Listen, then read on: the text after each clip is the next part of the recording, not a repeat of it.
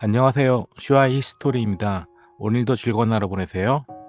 안녕하세요. 이번 영상에서는 인도와 파키스탄의 역사에 대하여 알아보도록 하겠습니다.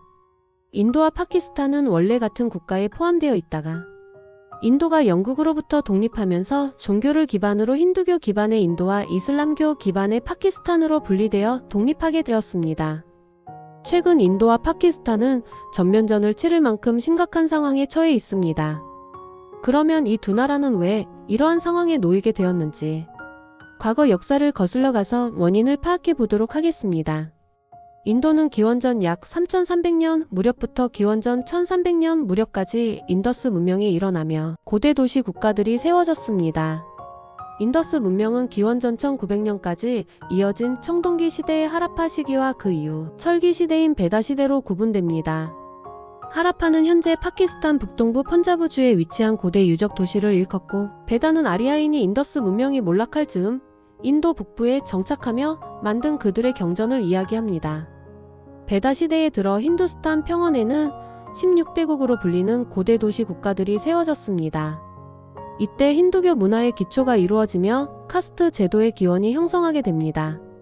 그리고 16대국의 하나인 마가다에서는 기원전 6세기에서 기원전 5세기 무렵 자이나교의 창시자인 마하비라, 불교의 창시자인 시타르타 고타마와 같은 사람들이 사문을 구성하여 활동하기도 하였습니다. 기원전 4세기에는 마우리아 제국이 일어나며 아소카 대왕 시절 불교를 후원하였고, 남아시아와 동남아시아로 불교가 전파되었습니다. 1세기에는 쿠샨 왕조가 일어나며 실크로드를 통한 무역이 발전하였고, 간다라 미술이 발달하였습니다. 4세기 무렵 인도 북부에 출현한 굽타 제국은 인도 북부와 동부까지 판도를 넓히며 인도의 고전 황금기를 열게 됩니다. 영의 개념이 등장하며 수학, 천문학, 의학, 문학이 발전하였고 힌두교 중심의 문화가 부흥하였습니다. 5세기부터는 여러 지역의 왕국이 등장하며 힌두교와 불교가 혼재하는 시기가 전개됩니다. 8세기 우마이야 왕조 때 현재 파키스탄 지역인 신드와 펀자브를 정복하면서 이슬람이 인도에 들어오게 되었는데, 16세기까지 지속된 이슬람의 인도 정복 결과 델리 술탄 왕조와 같은 이슬람 국가가 성립되며 힌두와 이슬람 문화가 융합되기 시작합니다. 이후 16세기 이슬람을 신봉하는 무굴 제국이 세워져 인도의 전 지역은 아니지만 인도 대부분의 지역을 장악하였으며, 문화 건축이 발달하며 타지마할 사원 등이 건축되었고 힌두와 이슬람 문화가 계속 융합 발전하였습니다. 18세기부터는 영국 동인도 회사와 네덜란드, 프랑스 등 유럽 열강의 식민지 주도권 경쟁이 전개되었습니다. 영국은 네덜란드를 물리치고 이후 1757년에 벵갈 영주군과 프랑스 동인도 회사의 연합군을 플라시 전투에서 격파하며 식민지 전쟁에서 영국이 패권을 확립하고 실질적인 인도의 식민지 지배를 시작하게 됩니다. 무굴 제국 말기에 세포이 항쟁이 일어났습니다. 세포이는 영국 동인도 회사의 용병을 말하는데, 1857년 북쪽 미루트에서 발생한 화약 탐포 문제를 계기로 항쟁으로 발전하였습니다. 단순한 화약 탐포가 이를 크게 만든 것은 바로 영국인이 소화돼지의 기름을 탄약 종이에 칠했다는 소문이 돌았기 때문인데, 당시 세포이들은 총을 장전하기 위해 총탄의 종이 부분을 입으로 물고 뜯어야 했는데, 힌두교도들은 소를 신성시하고 무슬림과 힌두교도 모두 돼지를 부정한 것으로 여겼으며, 세포이로서 징집된 사람들은 대부분 이 두 종교 중 한쪽을 믿고 있었기 때문에 군대가 발칵 뒤집히게 되고, 후에 농민과 시민들이 합세하며 독립운동의 성격을 띠게 됩니다. 이에 영국 정부는 무굴 제국의 황제를 폐위시키고 빅토리아 여왕을 인도의 황제로 칭하며 1877년 영국령 인도 제국이 세워지며 인도 전 지역을 최초로 통일하게 됩니다. 하지만 영국의 가혹한 식민 통치는 인도인들의 반발을 불러일으켰으며, 간디를 위시한 인도 국민회의파가 등장한 이후부터는 반영투쟁이 뜨거워졌습니다. 1914년 제1차 세계대전이 터지자 영국은 인도의 독립을 약속하며 인도에 파병을 요청하였고, 인도는 130만 명의 병력을 유럽 전선으로 파견하여 영국 승리에 엄청난 공헌을 하였습니다. 그러나 1차 세계대전 종전 후 영국은 인도의 독립을 조건으로 했던 약속을 무시하고, 인도 내에 반영활동이 발생할 경우 체포영장 발부 등의 적법한 절차 없이 곧바로 체포할 수 있는 롤러법을 제정하며 인도 국민의 저항을 탄압하였습니다. 이에 인도 민족 지도자인 간디는 비폭력, 불복종 운동을 주도하며 반영운동을 전개하며 롤러법 폐지와 완전자치를 요구하였고 결국 영국은 롤러법을 폐지하게 됩니다. 1935년에는 신인도 통치법을 제정하여 식민지 인도에 자치권을 주었으나 군사권과 외교권은 인도 총독에게 남아있었기 때문에 인도 내에 독립운동가들의 완전 독립을 목표로 하는 반영운동은 계속됩니다. 인도의 독립운동 지도자는 크게 마하트마 간디, 초대 인도 총리를 지낸 자와할랄 네루, 그리고 무슬림 연맹을 이끌었던 무함마드 알리 진나가 있었습니다. 간디와 네루는 힌두교도였고 진나는 무슬림이었습니다.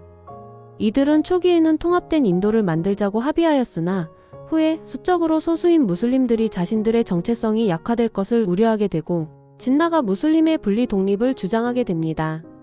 제2차 세계대전이 끝나면서 영국은 국력이 쇠퇴하며 더 이상 인도를 통치하기가 어려워지자 인도를 독립시키는데 인도의 마지막 총독인 마운트베튼은 1947년 6월 3일에 계획을 발표합니다.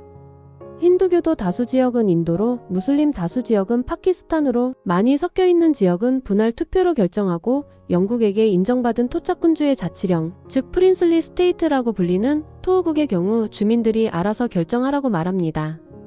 결국 인도와 파키스탄이 분리 독립을 하게 되는데 파키스탄은 서파키스탄과 동파키스탄으로 떨어져서 독립하게 됩니다. 이때부터 분리의 비극이 시작하게 됩니다.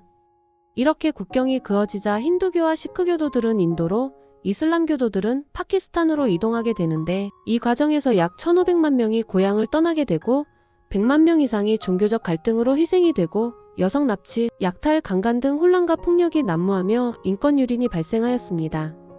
그리고 파키스탄은 분리 당시 인도를 가운데 놓고 동서로 떨어져서 분리가 되었는데 언어, 문화, 경제, 정치적으로 차이가 컸습니다. 동파키스탄은 서파키스탄에 비해 인구도 많고 GDP 경제 규모도 전체 파키스탄의 60%가 넘었지만 정부의 자원 배분과 투자가 서파키스탄에 편중되었습니다. 언어도 서파키스탄 지역의 우르두어를 공용어로 지정하여 동파키스탄의 벵골어의 사용이 억압되었습니다. 정치적으로도 서파키스탄의 엘리트들이 권력을 장악하였는데 1970년 총선에서 동파키스탄의 아와미 연맹이 전체 의석 과반을 차지했지만 서파키스탄은 정권 이양을 거부하였습니다. 이렇게 동파키스탄의 불만은 계속 커져가고 있었는데 1970년 11월 역사상 가장 치명적인 열대성 사이클론 보라가 동파키스탄을 강타해 40~50만 명 정도가 사망하며 광범위한 피해를 당하였는데도 파키스탄 중앙정부의 미흡한 대응으로 인해 동파키스탄인들은 중앙정부에 대한 불신과 분리 독립운동에 불을 붙이게 되었습니다.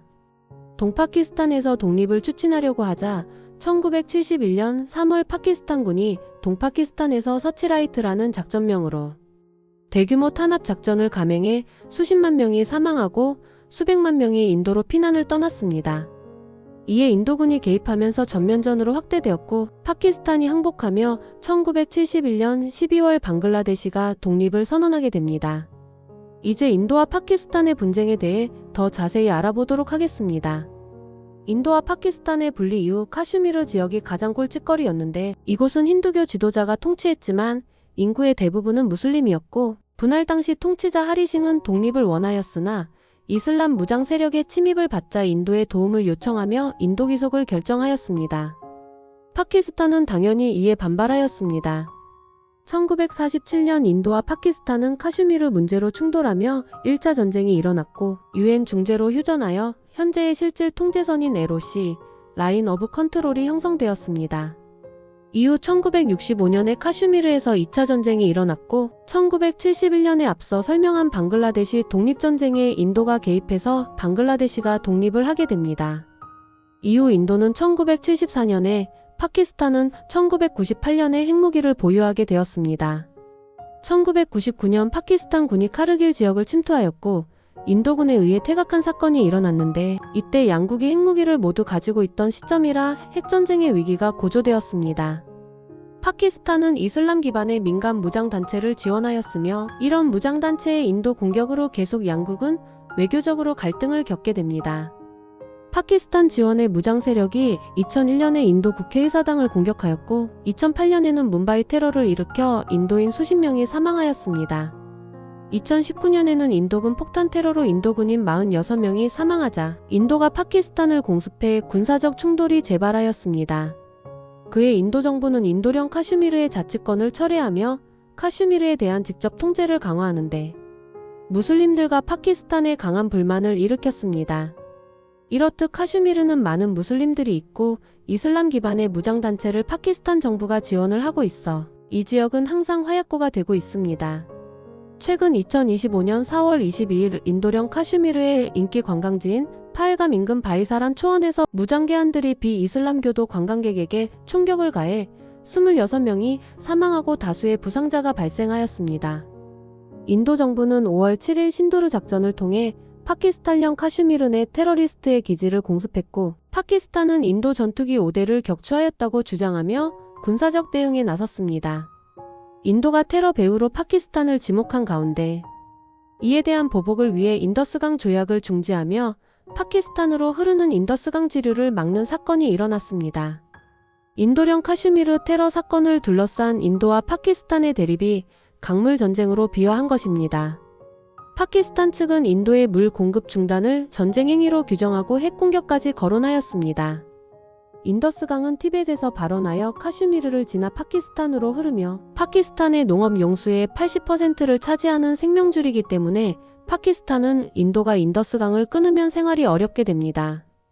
그래서 1960년 세계은행의 중재로 파키스탄으로 흐르는 인더스강 지류를 인도가 막을 수 없도록 하는 인더스강 조약을 체결하였습니다.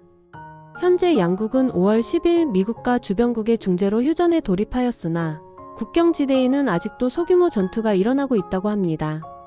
인도와 파키스탄의 무장 세력은 마치 이스라엘과 하마스의 상황과 유사해 보이는데 인도, 파키스탄 두 나라는 모두 핵무기를 가지고 있기 때문에 최악의 상황에서 핵전쟁이 일어날 가능성이 있습니다.